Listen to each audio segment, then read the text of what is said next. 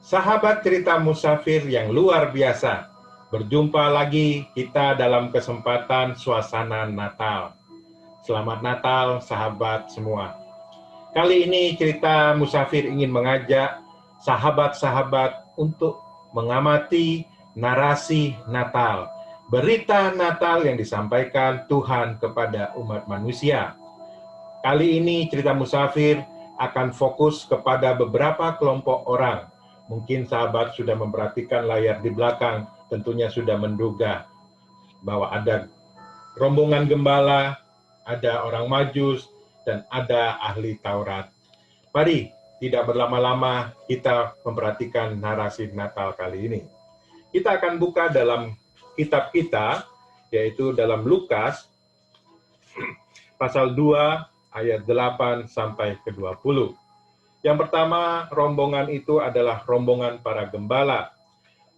Saya akan membacakan beberapa ayat saja. Kita mulai dari ayat ke-10. Lalu kata malaikat itu kepada mereka, "Jangan takut, sebab sesungguhnya aku memberitakan kepadamu kesukaan besar untuk seluruh bangsa. Hari ini telah lahir bagimu Juru Selamat, yaitu Kristus Tuhan di kota Daud." Saya akan sambung lagi di ayat ke-16. Lalu mereka, gembala-gembala, cepat-cepat berangkat dan menjumpai Maria dan Yusuf dan bayi itu yang sedang berbaring di dalam palungan. Kita sambung lagi di ayat yang ke-20.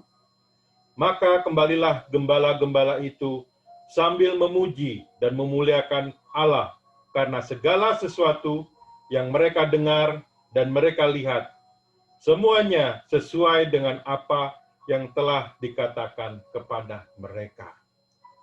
Sahabat, kalau kita perhatikan di sini, malaikat datang kepada gembala-gembala dan dikatakan ingin menyampaikan suatu kabar kesukaan besar untuk seluruh bangsa. Wow, ini adalah kabar yang penting. Bukan sekedar penting, tetapi amat sangat penting sekali. Berita yang luar biasa ini disampaikan kepada gembala. Siapakah gembala ini?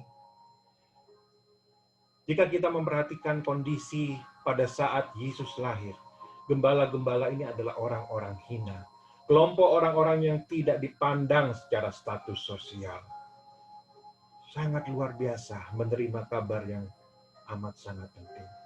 Mungkin dalam kehidupan sehari-hari, kalau kita tahu ada suatu kabar amat sangat penting, tentu yang menerima berita itu adalah orang yang tinggi derajatnya. Tapi tidak demikian dengan narasi Natal. Tuhan menyampaikan kepada mereka yang hina. Dan bagaimana respon dari gembala-gembala ini? Di ayat 16 dikatakan, mereka cepat-cepat berangkat dan menjumpai Maria, Yusuf, dan Yesus. Bukan itu saja, mereka memuji, memuliakan Allah. Ada suatu kelepasan dalam diri mereka, sukacita keluar. Mungkin mereka adalah orang-orang yang selama ini terbuang dari sosial mereka. Tidak pernah dipandang, merasa tidak ada artinya. Tetapi dalam Natal ada berita sukacita. Bukan sekedar untuk mereka, tetapi kabar untuk seluruh bangsa. Sekarang kita lanjutkan dengan kelompok orang yang kedua. Kita akan membaca dari kitab Matius yang diambil dari pasal 2 ayat 1 sampai ke 12. Saya akan membacakan beberapa ayat saja. Sesudah Yesus dilahirkan di Bethlehem, di tanah Yudea pada zaman Herodes, datanglah orang-orang Majus dari timur ke Yerusalem dan bertanya-tanya, di manakah dia, raja orang Yahudi yang baru dilahirkan itu? Kami telah melihat bintangnya di timur, dan kami datang untuk menyembah dia. Kita sambung lagi ayat ke-10. Ketika mereka melihat bintang itu, sangat bersukacitalah mereka.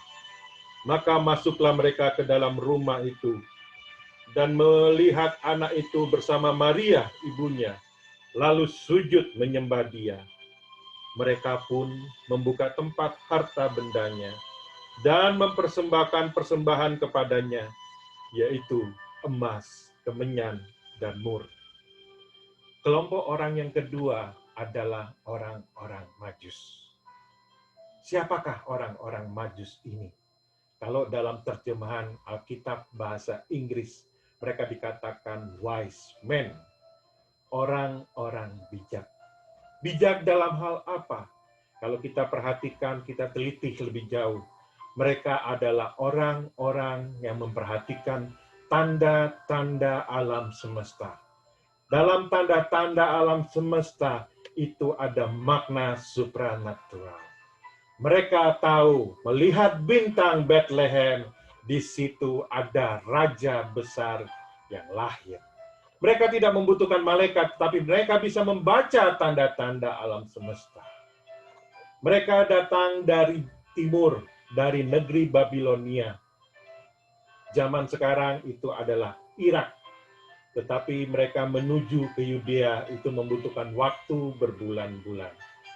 Ada seorang peneliti mengatakan bahwa mereka mengambil jalan berputar, tidak mengambil jalan yang langsung menuju ke Yudea, supaya mereka lebih aman.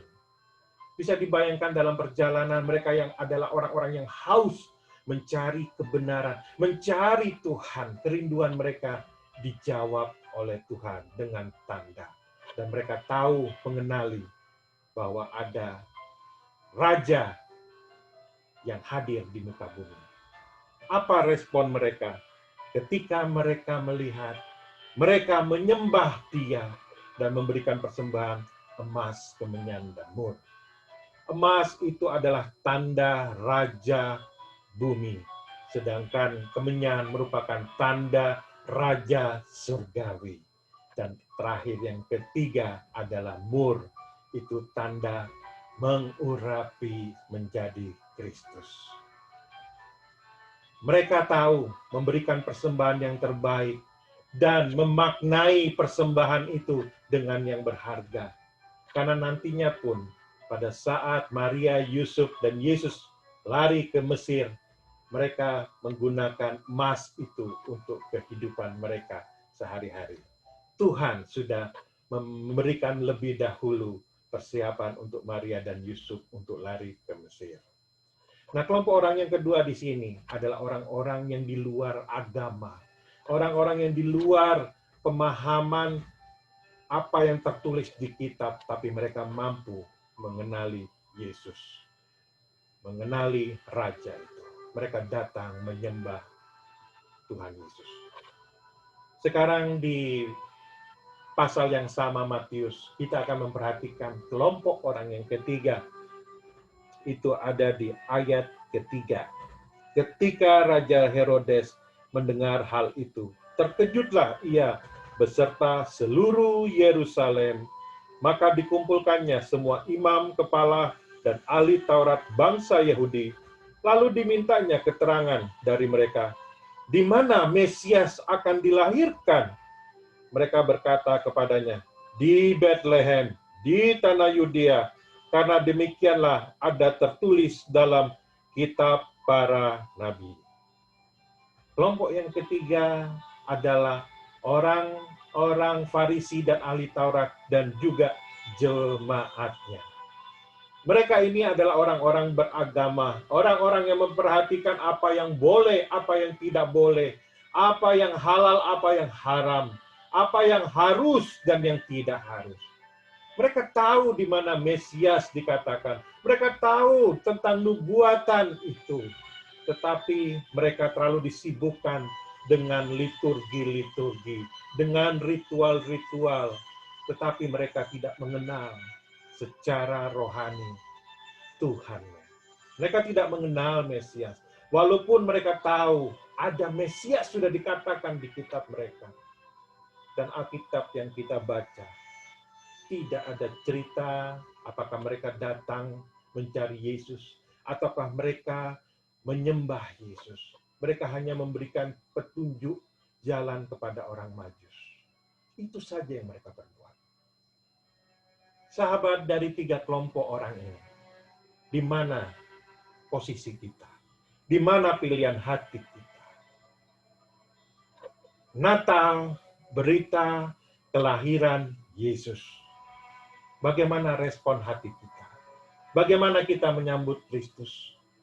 Apakah kita datang cepat-cepat, memuji, memuliakan, dan memberikan persembahan, atau kita diam-diam saja? Sahabat, Lukas pasal 5, ayat 32 mengatakan demikian. Saya bacakan dari ayat 31. Lalu jawab Yesus kepada mereka, katanya, bukan orang sehat yang memerlukan tabib, tetapi orang sakit. Aku datang bukan untuk memanggil orang benar, tapi orang berdosa, supaya mereka bertobat. Sahabat, Yesus itu adalah jalan, kebenaran, dan hidup. Hari ini kita menerima berita Natal. Sikap hati kita yang menentukan. Yesus datang buat umat manusia. Kiranya cerita musafir kali ini memberkati kita semua. Haleluya. Amin. Selamat Natal.